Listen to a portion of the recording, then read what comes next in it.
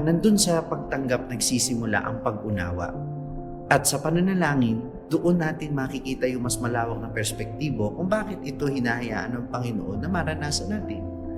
Halimbawa, siguro para sa akin, ito'y pagkakataon para mas lalong tingnan yung aking ministry na panandalian ay iniwan ko sa Pilipinas para mas pahalagahan ko ito.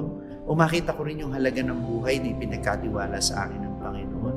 At makita ko rin kung gaano naging mapagpala ang Panginoon sa akin sa loob nitong 7 taon ng aking pagkapari.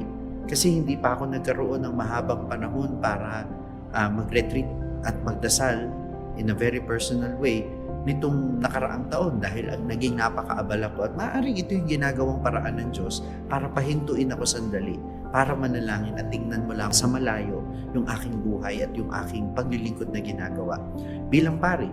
At siguro sa ibang mga kasama namin dito, alam kong may ibang karunungan din ang Diyos na nais iparating sa kanila dahil sa sitwasyong ito.